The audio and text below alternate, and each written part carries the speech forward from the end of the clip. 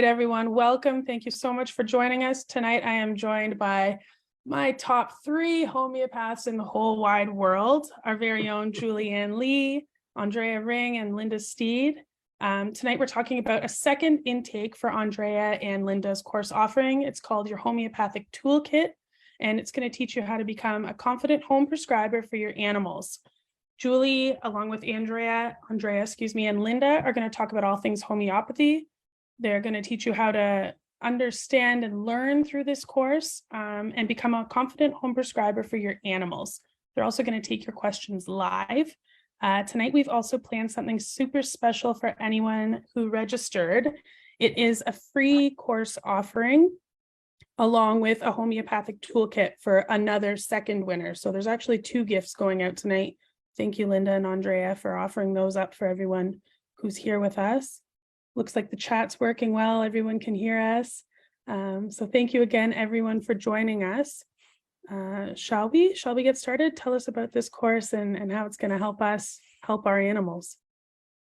You know what? I want to say something. It's something I always am so blown away by synergy and stuff, right? And like I'm going to talk, remember the meeting we had today about me being a speaker out west. So anyways, I got on a call today about an association that's doing a big conference out west in the fall, I think, right? And they want me to come and speak, and it's a horse conference. And she was talking to me and telling me you know, everything that they want to do and how they want to present this conference. And you know, I'm like, well, are you going to do this? Are you going to do that? And like, before I say yes to speaking at anything, it's sort of, I have to like either fit with the philosophy or, you know, or something like that. So I was talking to her and she's like, oh yeah. And I really, she's going to like do something crazy here. She's like, yeah, I took a course with Linda. I took a homeopathic course with Linda. And I'm so excited about this new one that's coming out with Andrea. And she belongs to the animals owners right. Like she's knows you guys really well. And I'm like, oh my gosh, this is so, what's her name? Rachel. Oh, Rachel, yes. Yeah. Yes, her last name starts with G. Yeah. Yeah. So anyways, and she was just telling me all these great things that she was doing. And I thought to myself, you know, stepping back from like 1994 when I started the practice and I started this journey, like how interconnected everybody is, like globally, and how everybody's like, it just feels like it's getting the whole community of people wanting to empower themselves, taking care of their own animals, or looking at it as a career, or, you know, stepping outside that box of fear, literally fear of not knowing what to do or when to do it with your animals, feeling like you have no control, panicking that you know, you just have to basically pass your loved one over to, you know, a veterinary clinic or a veterinary hospital and not feel like you can navigate it on any level. And I think more and more people are not comfortable in that space. You know, like I don't think anyone's ever been comfortable in that space, but now they're actually stepping out and going, I need to do something about this. So for everybody that's watching this, I mean, I can't tell you the confidence and the non-sleepless nights that you'll have, feeling like you can do something, that you can actually do something for your animal, and how fast homeopathy works. Like I wish I had Molly or even Pia here right now, because I was really sick. I mean, I'm getting very personal now. That's sort of what I do. But I was really sick two nights ago, Linda. Yeah, 2 nights ago. Like so sick that I was calling my vet tech that works at the farm and saying, you know, if I don't make it through tonight, I want you to euthanize 2 of my cats, because I have 2 cats that are really, really quite sick right now, and I didn't think anyone else could navigate them but me, you know. And I mean, that's how scared I was. That and Molly, my farm manager, she was here with me, and Pia, and they were terrified. Like they really thought like that I was gonna not be around for very long. But how that was Molly's first real experience of seeing something or someone so deathly ill, like quite literally deathly ill, and how, you know, we made it through without me going to the hospital, because I was determined that I was not going to go to the hospital. So it is for anyone that has never experienced homeopathy on that level. When you do, you'll never ever regret taking a course or being empowered. It's the modality that, you know, everybody knows that I do herbs, and I do supplements, and I do probiotics, and I do cancer research at Dalhousie University, and the list goes on and on. But I can truly say that homeopathy is the most powerful modality of medicine I've ever worked with in my entire life.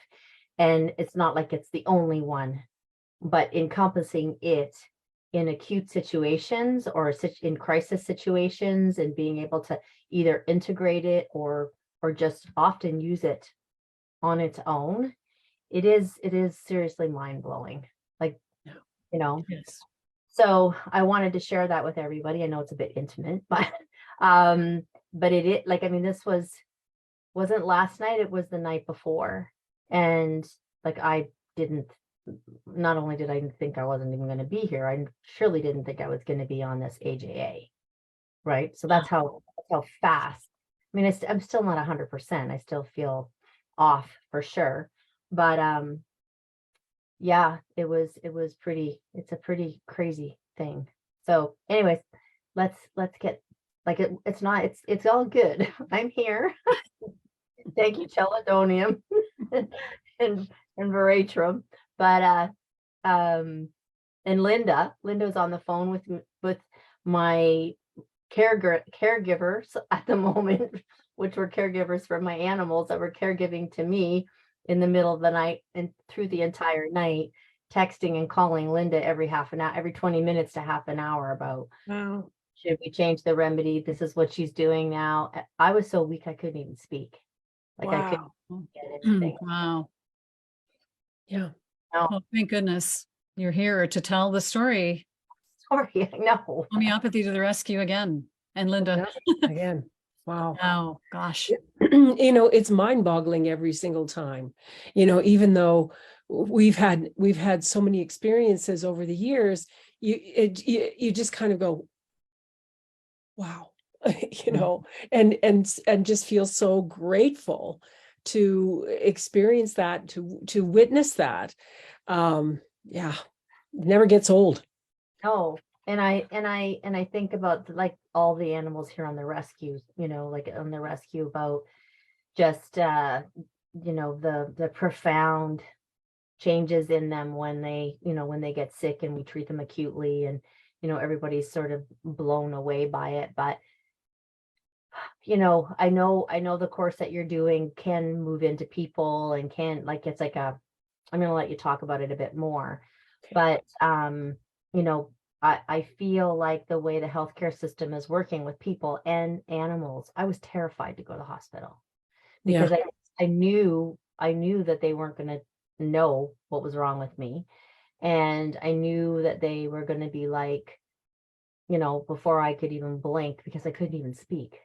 Yeah. Like, that was what's scaring me the most, is I literally couldn't advocate for myself. And I knew that they wouldn't let my 2 caregivers or my 2 friends come in to the hospital with me. Right. So I felt like if I go to the hospital, I'm not even going to be able to like speak for myself. You know, I'm not even able to say, no, I don't want this drug, or no, I don't want you to do that, or no, I don't want you to do this, right? Because I was too sick. And Yeah, I've had people in a class recently say going to the hospital is not an option for us. And I was kind of like, oh boy, I mean, there is a point where you have, even if it's, it's going to be difficult. There is a point where you have to access other help, but we are in a critical situation with those institutions right now, more than ever. I know that's what I mean. I mean, Yeah. like, if this was 4 years ago, I would have probably brought my remedies with me and had them like sneak them into the hospital, and I would be trying to tell Pia or tell Molly what to say to the doctors and whatever, but that doesn't happen anymore, right? Like, Yeah. it's really, we're in a space where we need to be able to protect our loved ones, whether they're two-legged, four-legged, feathers, scales, it doesn't really matter. We need to be able to do that now. It's getting more and more and more of a shocking realization that is what's happening. Yeah. And it's continuing to get worse because we have a shortage of veterinarians every day. I either have a veterinary colleague contact me and say, can you please share? Because we need to find a vet. Vets are working longer hours, fewer vets available, fewer access.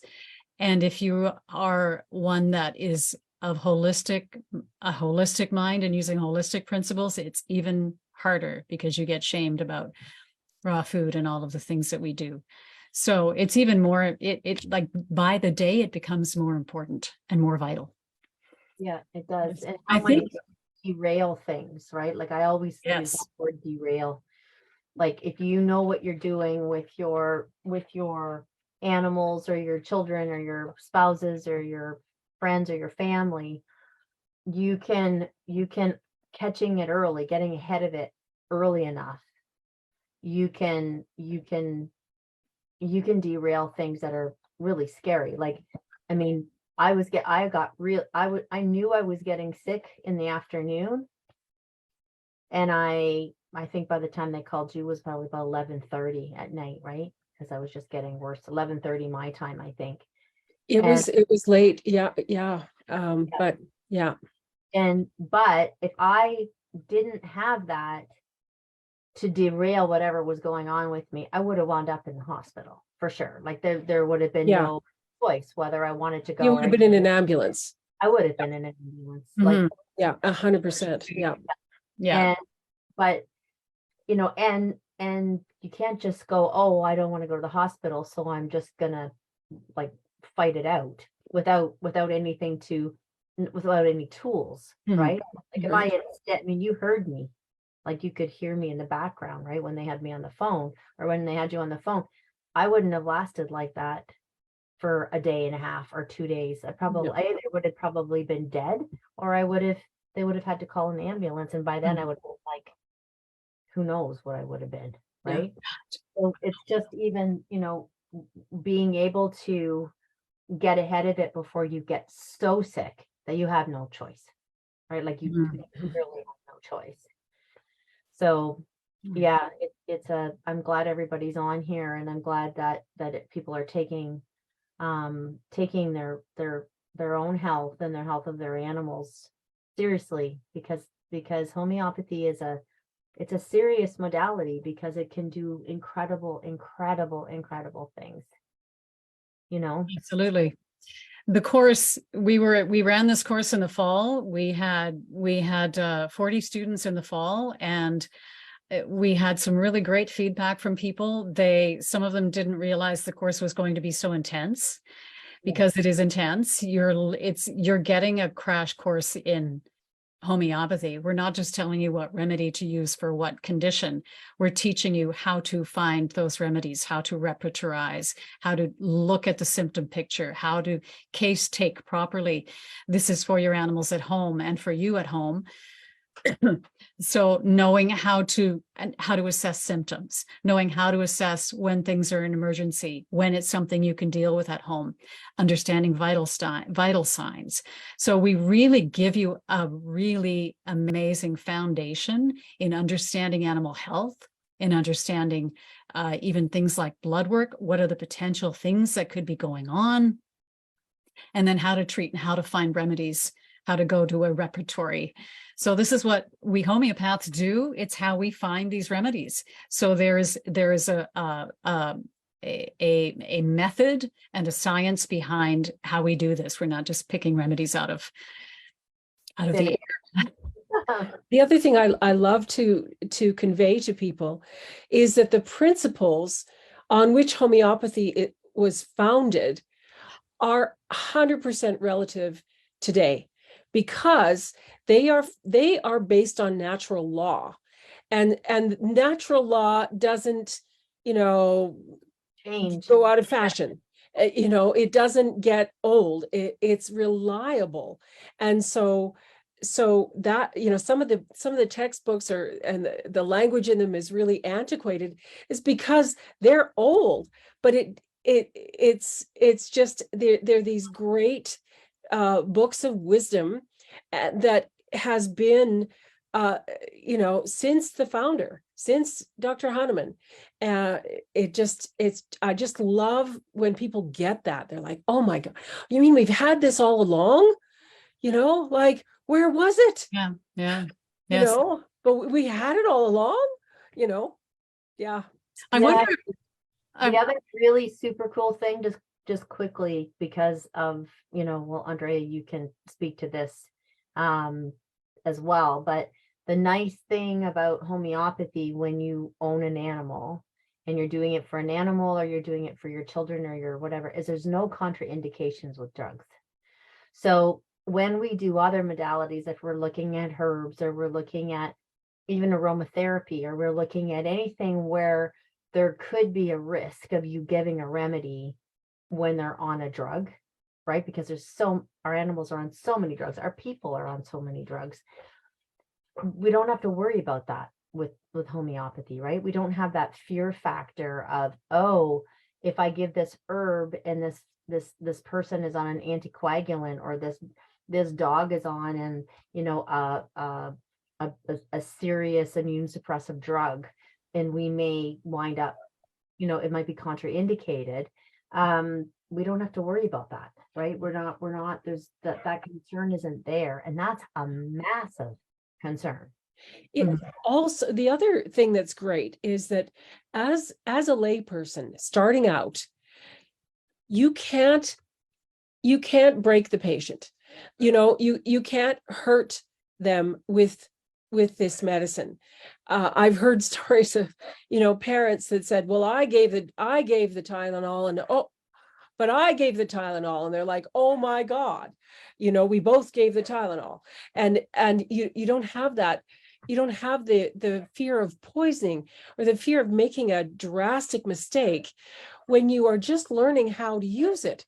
Yeah. So that's also why I love to empower people from the ground up. Like, try this medicine, do your best and try it. And then it's so great when they do that, and they get a positive result, and they are just like, okay, all right, I am so in. Yeah, True.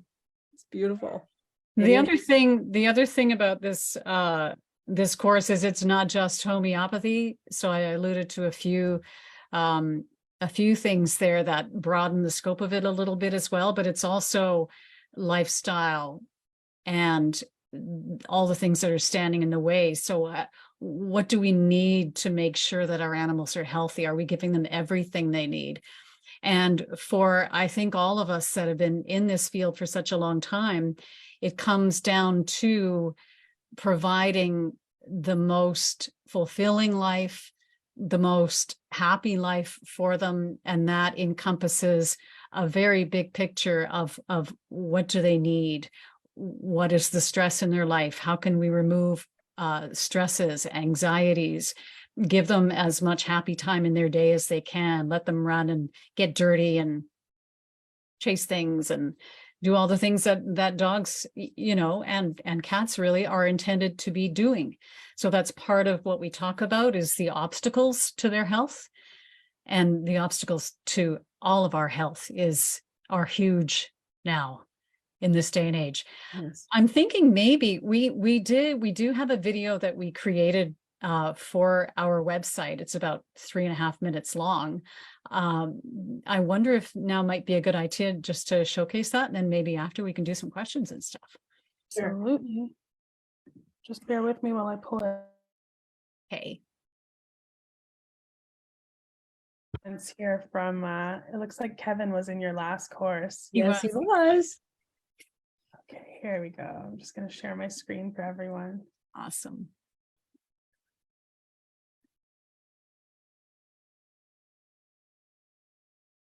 Let me make it bigger. When you hit the video stuff, you can hit full screen, and then it should give us. Sure. Just scroll down, and it should be right there. Thank you. You're welcome.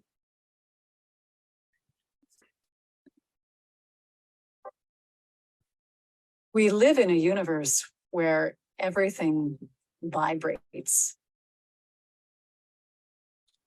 All life is animated by a frequency that enables it to survive and thrive.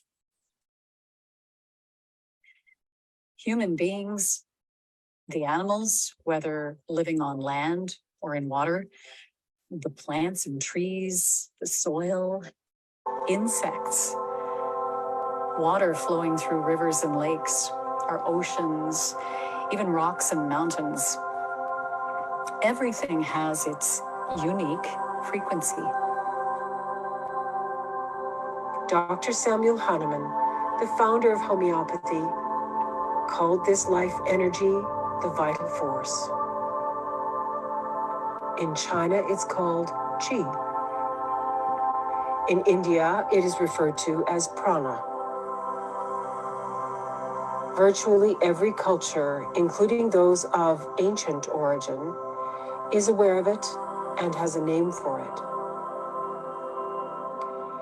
it. It is a principle of life grounded in nature and its innate wisdom and balance.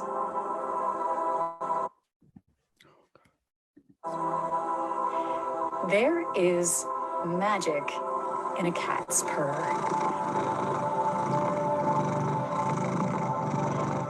At a frequency of 25 to 150 hertz, this vibration has been proven to increase bone density. A cat will purr when happy, but it also purrs when sick to heal itself. For every one of us, there is a substance in nature that aligns with our vibration. Homeopathy, using highly diluted, minute doses of natural substances, is by its nature harmless, yet has the power to restore the balance. We are going to instill in you a knowledge of what it is to be connected to nature and to understand the pillars of health and all that stands in the way of our well-being. Our courses will help you learn how to use this powerful modality of medicine for you at home and for your animals to help heal ourselves and our world. Life in the 21st century is facing unprecedented disruptions to the vibrational equilibrium. Never has there been a more pressing time in our history when we needed to take our health and our future into our own hands.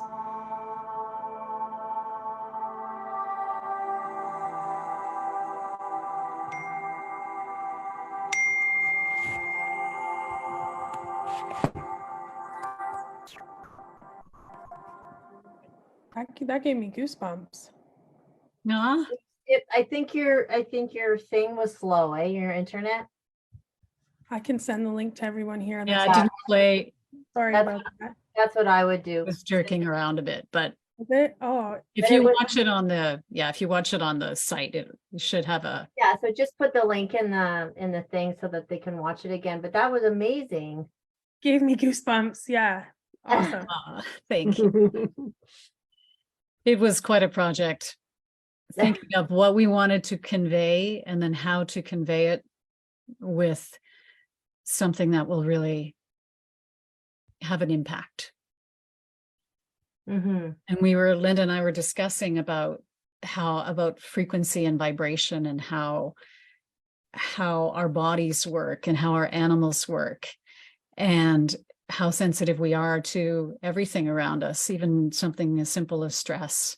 When we're stressed out, our animals will get stressed. You know, they come up and they put their head on your lap. They feel that vibrational change in your body so profoundly. We feel it too, but we ignore it a lot because we're so distracted by so many things. Yes. So that frequency, people always ask the question, how does it work though? How does homeopathy work? We say, well, it stimulates the body's healing ability. It's energetic medicine, but it's not so much energetic. I'm been getting away from calling it that because there's so many things that are thrown into the pot of being energetic.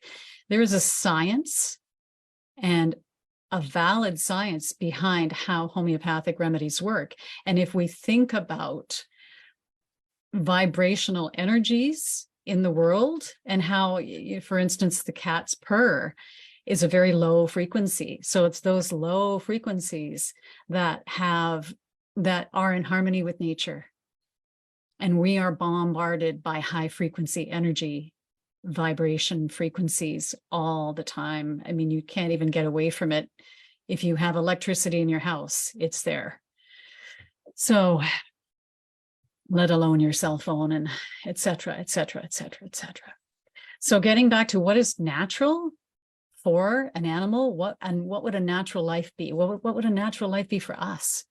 And then trying to find a way to incorporate that as often and as much as we can and heal naturally. So the homeopathic remedies, they all carry a vibrational frequency.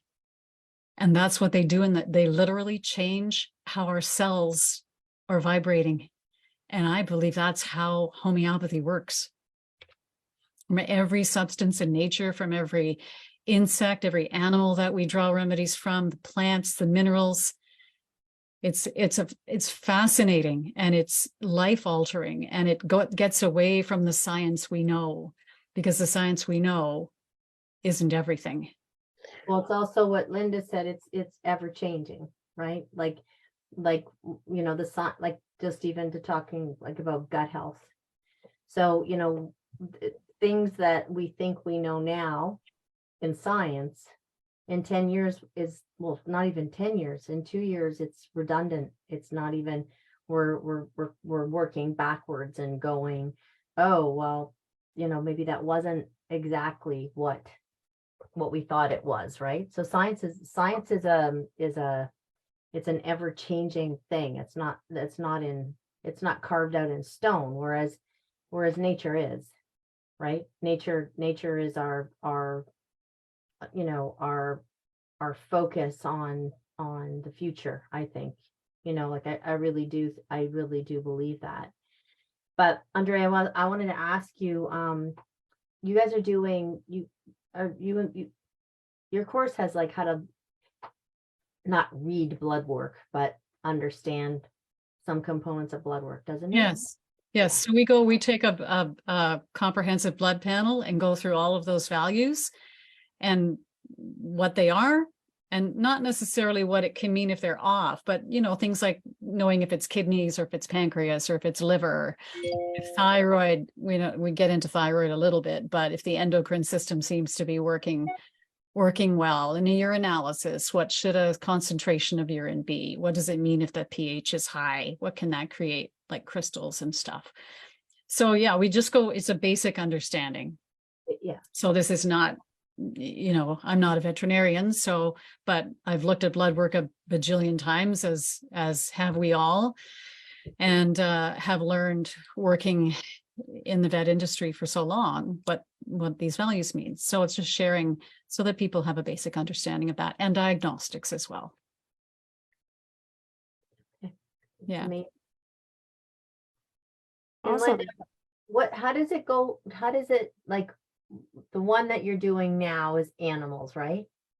But is it animals, or is it like, but there's a basic philosophy that bridges over to everything. Yes, so the class has a component that is common to studying it for use with animals and use with people, because that's where we cover these fundamental principles that underlie the use of the medicine.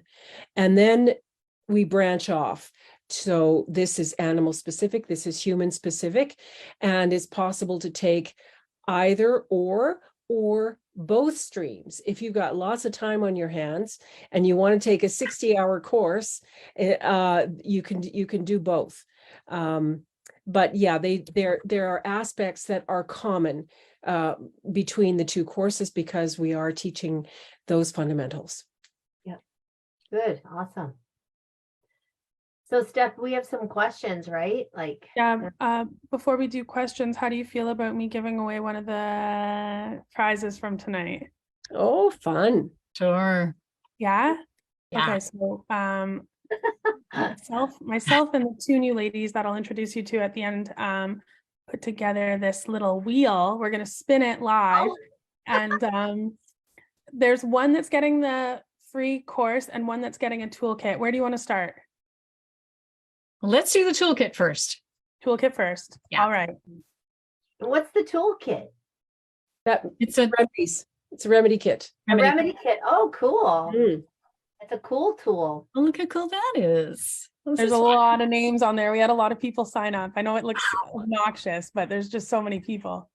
Wonderful. Are all those people that signed up? Yeah. Like all those millions of tiny little names? Yeah. Oh, there we go. Oh, There's our number one. So the toolkit, Kristen Morgan, congrats. Thank you very much for signing up. And we will get in touch with you about that. Okay, let's move into Q&A. Wonderful. All right, so there's one here.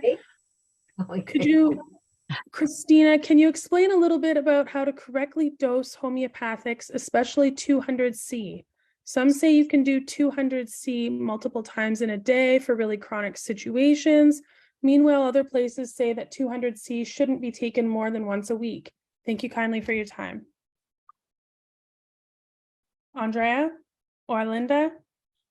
it depends on the circumstances. So that is very much classical homeopathy type of prescribing, where you give one dose or maybe 2 or 3 doses of a remedy, and then you wait. You might wait 4 to 6 weeks. A lot, the way we're trained as homeopaths is with the human model of classical human homeopathy. So when it comes to animals, and I think even with people as well, there's a lot of variation depending on if this is acute and first aid. So especially acute and first aid. For chronic conditions, that you may want to do that. Dose a 200C or a lower potency, wait for a while to see how that remedy plays out in your body. But with acutes and first aid, you need to dose probably 200Cs or potentially even 1Ms, depending on the patient. How old is the patient? How fragile is the patient? How intense is the symptom? So you may want to do it, you need to do it more frequently, and you probably need to do it for longer. And then depending on the symptom, if they regress again, you might have to repeat when they start regressing again. So, yeah, I wouldn't agree with never repeat a 200C more than once a week. Repeat them way more often, lots. Well, the basic rule of thumb is we try to match the intensity of the potency and the repetition with the intensity of what's going on. So in a really fast moving acute, which with animals, they get acutely ill, and it gets bad really fast. So you have to match your dosing with that. It's something that you kind of have to get a feel for as well. And it's going to depend on how very well that remedy is matched by the law of similars to what's going on. So a really, really keen match is going to require less repetition. If it's just, a sort of good match, then you're going to need more repetition. So this is something that we teach you how to think, not give you a formula and not give you a rule, because if you try to be dogmatic in homeopathy, it will escape you. I like that. I don't like, instead of giving me the answer, teach me how to find it myself. Teach you to think about this subject. Yes. Perfect. Thank you. Power of observation. It's something Yes. it's something that we don't do anymore. Something that's sort of taken away from us with the internet and everything, where we really don't know how to observe, right? And it's something that I have to train here at the rescue farm constantly, right? And just noticing everything, so that when something's wrong, you're noticing either what's wrong or what's not normal. And if you don't know what's really normal, you're not going to know what's wrong, and then you're not going to know when that what's wrong is going back to normal. Right. So with animals, it's phenomenally important to be observant, and pay attention and learn how to match that with the remedies, right? What I'm finding often is a thing that I say to my patients, it's subtle, but it's kind of huge at the same time. So, so when there's a change, even though it kind of comes on slowly, you've given a remedy and you see an improvement, and it's maybe slow or it's subtle, but at the same time, it's now moving, you're moving out of disease into a state of health. And so you have to be able to watch that progression so that you can follow it correctly and keep it going by the right use of the medicine. Right. And saying that, for those of you guys that are watching it, I think that's a really important piece, because the watch and wait and see method it's brilliant in some respects, but it's why homeopathy is not as widely used as it could be. Because can you imagine a doctor giving you something? Now, I mean, they have 15 minutes to see you, right? They've got 15 minutes to see you. There's not enough veterinarians, there's not enough doctors, there's not enough doctors, there's not enough nurses, there's not enough staff to even give you a needle and come back and see you in 5 hours or the next day or the next 2 days. So when Hahnemann was doing like this watch and wait and see, he was really seriously watching and waiting and seeing, right? Or he was like you, right? You're on the phone with, when I was so sick, you're on the phone with Pia or Molly every half an hour. Yeah. Well, I said, wait 10 minutes and tell me what you see. Yeah, exactly. Wait 10 minutes, So if you're not in that 10 minutes, my personal opinion is it doesn't matter whether it's 6C, 30C, 200C, 1M, 10M, 50M. You're gonna, if you can't watch and see, how are you going to watch and see for 4 or 5 days, or watch and see for a week? Well, right? and also in the situation that is critical, you don't have any time. So you have to be able to assess that. It's like, yep, 10 minutes is all we got here. So we have to have a change in 10 minutes, or I have to change the medicine. Yeah, or yeah, you have to have a change in their vital state. Something has to show me Right. that this is headed in the right direction. Yeah, And whether- you know, that's something that we gain with years of experience. You know, one of the textbooks that we have you read is George Vithoulkas, and he says, after 10 years, you'll no longer be a beginner. Which is kind of true.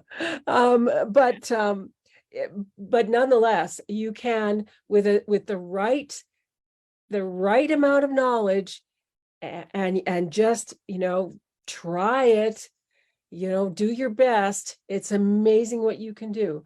And if you find yourself in a really, really intense situation that is beyond your scope, then you know, we always say, you know when you're out of your depths, and get help, you know, either from a homeopath or call an ambulance or the go to the vet. vet.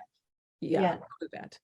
Yeah, but I think what people have to try and remember is not to be afraid, and not to shove yourself in a box like, oh, it's a 200C, so I can only do it once a week, or I can only do Right.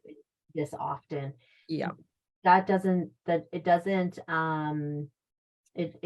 not really serve. apply at all. No. Not even remotely. I've got another question here. Can homeopathy be used to help dogs with heart disease? Yes. Absolutely. Oh, yes. We have Probably- a beautiful story. I don't know if I should tell. Should I tell that? Yes, we want to The hear all the story of- success stories. okay. Well, this 9-year-old, what is the breed again? Oh, it's a Newfoundland breed. Anyway, I can't think of it just this minute. But anyway, he seemed to be off, or like really off. So they took him into the vet, and he was in complete heart block. Mm. And his heart rate was like 32, which is supposed to be like in the 50s, right? And so the vet said, well, a $9,000 pacemaker, or you should put him down. Was he a duck toller? Thank you. Yeah. Duck taller. And 9.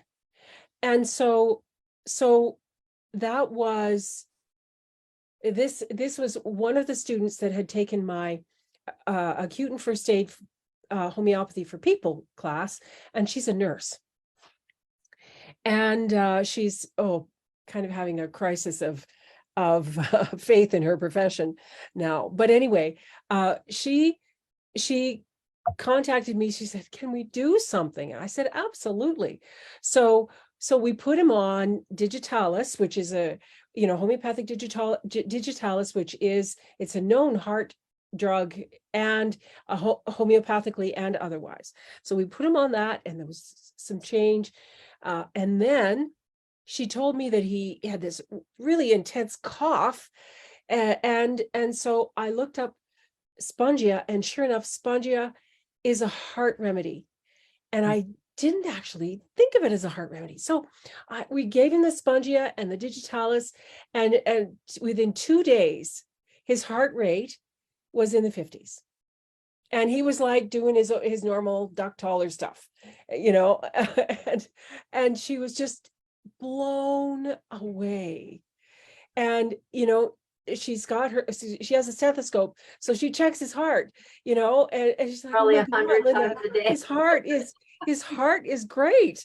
And, and I mean, it was so, she already had experience with homeopathy, but this absolutely blew her world apart. And, and that the whole family, and this was just before Christmas. So they were looking at losing their dog, which, was, had been with them for 9 years, just before Christmas. And it was just like, oh my God. So yeah, that's a big heart condition, wouldn't you say? And it responded so fast. Almost dead. Yeah. So fast. Well, the nice thing about heart stuff is that there's a lot of supportive stuff. right? Like there's a lot of supportive homeopathic stuff that There are. even, and this is the cool thing that I always talk about with drugs.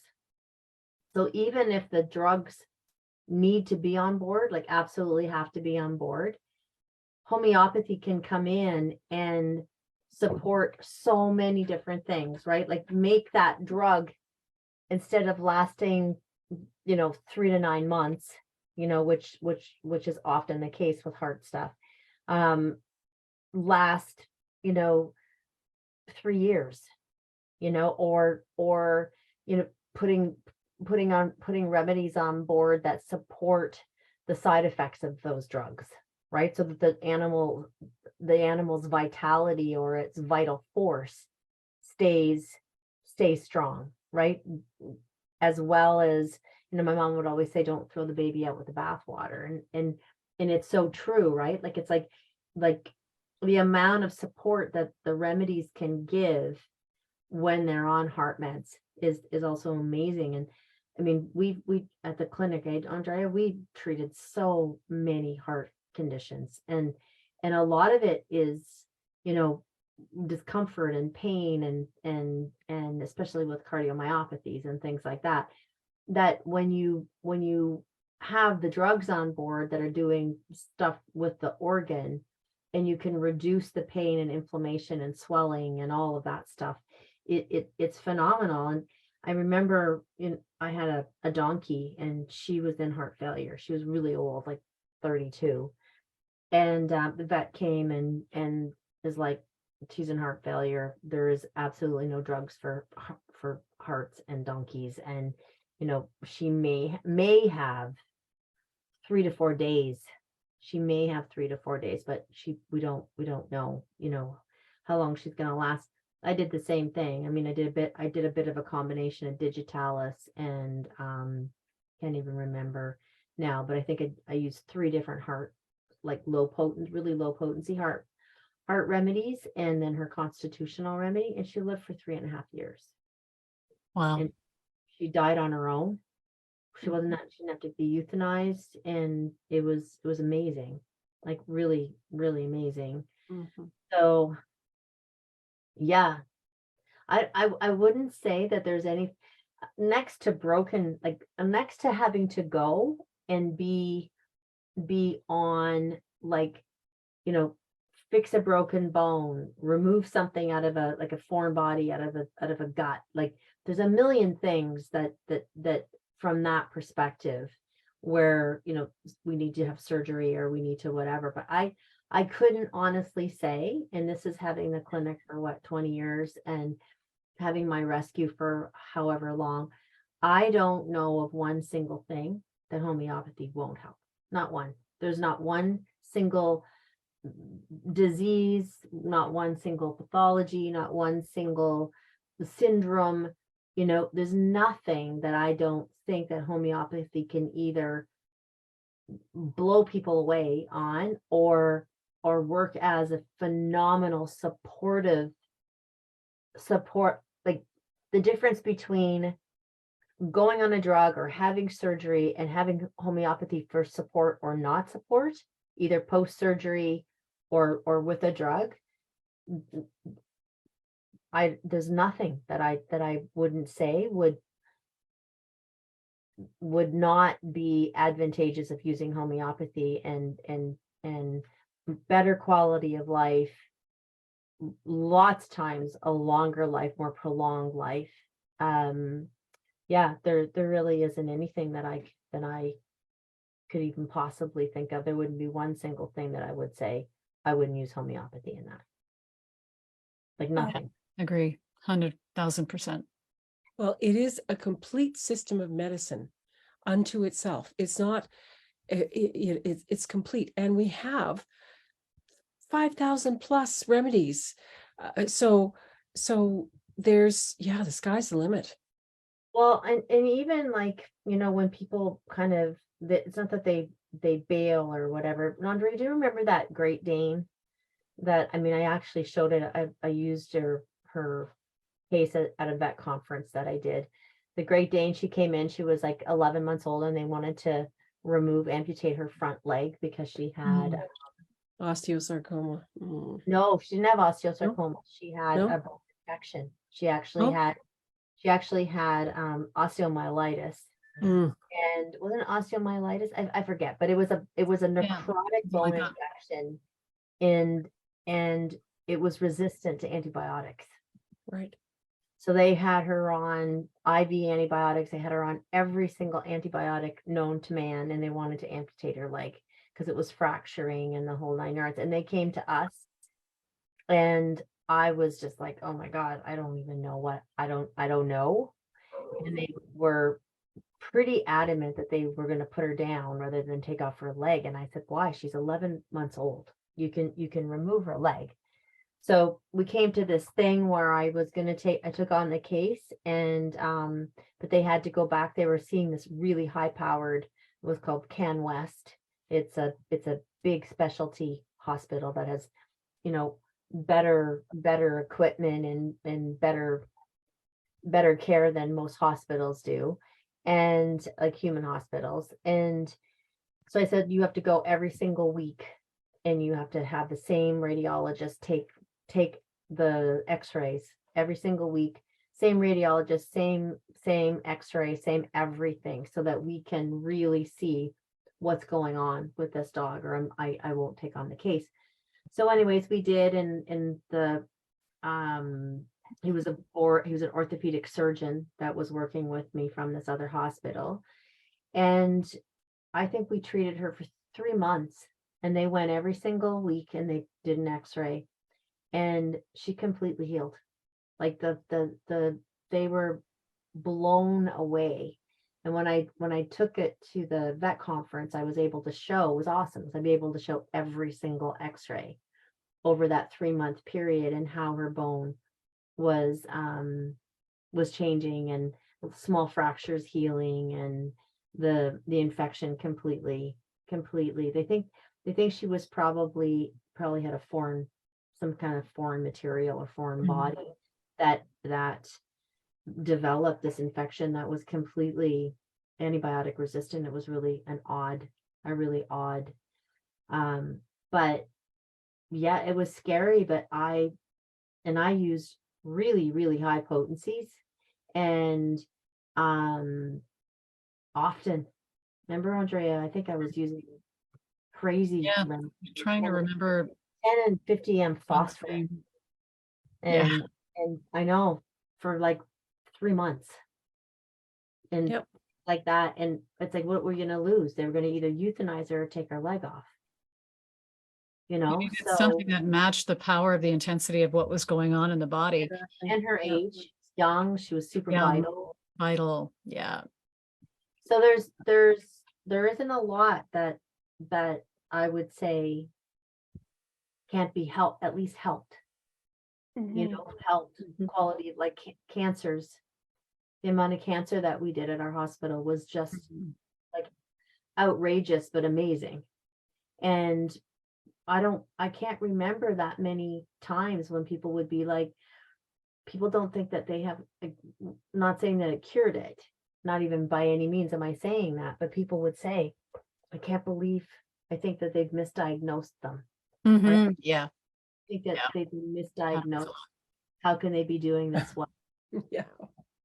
Oh, I guess that The blood X-ray results must have been ultrasound wrong. Yeah. The lab results were wrong, or they Yes. must have been, they mixed up the x-ray, because now the bone has, regenerated, and they thought the animal would have no chance. And kidney disease too, right? Somebody asked also about diabetes. Yes, absolutely. We've avoided having to use insulin with animals. And this is always working in conjunction. So they're going in to their vet and getting the blood work done. Yeah, And for it's like, I sure. want to try these homeopathic remedies. And they do. And the vets say, well, things are normalizing, so just keep doing what you're doing. But yes, a lot of these processes where they have to go, or in the conventional world, they have to go on drugs for it, like a replacement for insulin. If we catch it early enough as well, we can prevent it from going into a really extreme state. But also, even with those more progressed pathologies, we can improve things so that even if they are on medication, they can go on less medication. Right. I And have a maybe question. get off it at some point, like all those animals that are on prednisone and the apiquils and the, for itching and allergy stuff. Yeah. Donna's got a question here about the course. Do we need to buy and read the recommended books prior to the start of the course, or how does that work? You do need to get the books. You don't, I mean, if you want to get reading, there's no stopping you, but the reading is assigned throughout the 4 months. And you can either purchase the books as hard copies, that if you want books in hand, which I always really like to have books instead of reading on my computer, but you can also get free versions online, and those you can get right away. Awesome. Yeah. Someone asking about using homeopathy for collapsing trachea. Can homeopathy help a structural problem like this? You kind of just touched on that with talking about the bones and, kind of helping these animals get back to the way of living that they would want to be in. Any other takeaways for the course? I'm going to drop the link again. I know we have to give away a course. Takeaways for the course. Yeah. There are those 3 streams that you can do. So you can do human course, you can do animal course. There's a lot of overlap. All 3 of these, both of the courses will be running at the same time. And then you can take both streams if you want to as well. The information about the courses is all on the program cards when you go on the website to the courses page. And there are books that you would need to order.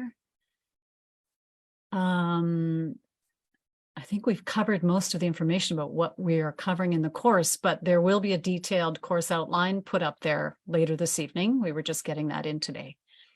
So on the animal page, it's for pre-order. So all of the material will start becoming ready on the 25th. So that first weekend material will be fed into there and available then, starting the morning of the 25th of March. Mhm. And it's 1 weekend a month, the 2 days, for 4 weekends for every 4 weeks. 1 weekend a month for 4 months. There we go. Yeah. Some of the classes will be pre-recorded. Yeah. And some will be live Zoom sessions. So you can kind of,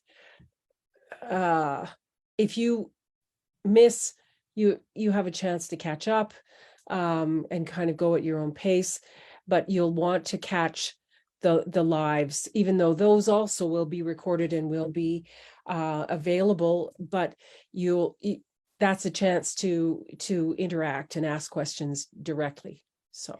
And Linda, you said before we went live here that it's very interactive. Like Linda and Andrea teach the course, and they also are back and forth emailing with you, answering questions. It's really hands-on. It is. So I put the link there for everyone who wants to register. I'm going to go ahead and share my screen, and let's pick who gets a free course starting March 25th. Am I correct with that? Yes. All righty, here we go. So here we go. Lynn. Yay. All right, congrats, Lynn. I'm going to screenshot that, and I'm going to send you an email tomorrow, and we'll get you signed up for the course. Woo! Thank you, everyone, for joining us. Class starts March 25th.